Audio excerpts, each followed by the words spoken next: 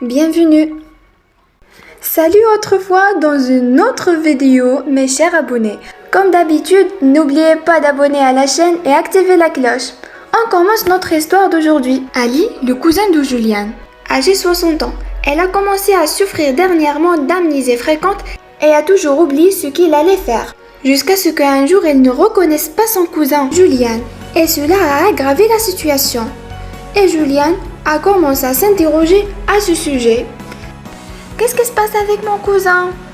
Alors, dans ce cas, nous sommes confrontés à la soi-disant maladie d'Alzheimer, qui est notre sujet d'aujourd'hui. L'Alzheimer est une maladie évolutive dont les symptômes de démence s'aggravent progressivement au fil des ans. Au premier stade, les pertes de mémoire sont légères, mais à un stade avancé, les individus perdent leur capacité à tenir une conversation et à répondre à leur environnement. Concernant les causes, nous avons plusieurs facteurs qui ont un rapport de cette maladie. Par exemple, les facteurs de risque cardiovasculaire. On a l'hypertension artérielle non traitée, les accidents vasculaires cérébraux, l'hypercholestérolémie, le diabète et l'obésité.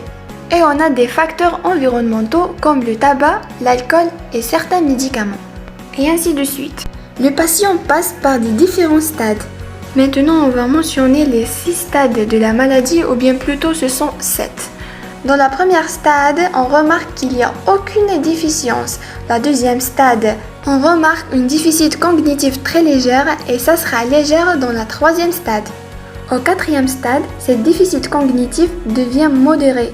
Puis, cette déficit, ça sera plus sévère à chaque stade.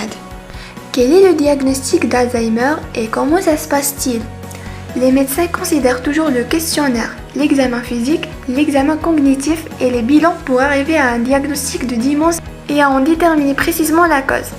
Faisons connaissance les symptômes et les signes les plus importants de cette maladie.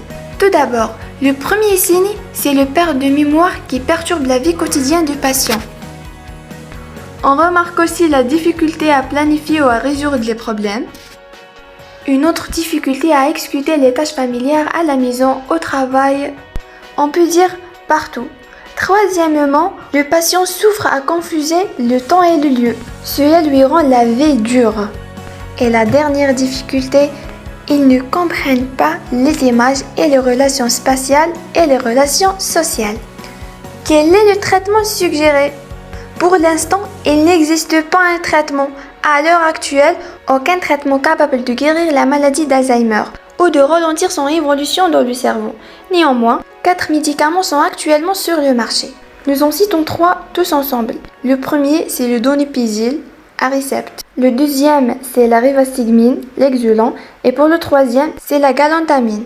À la fin, merci mes chers abonnés de votre attention et à bientôt dans une autre vidéo.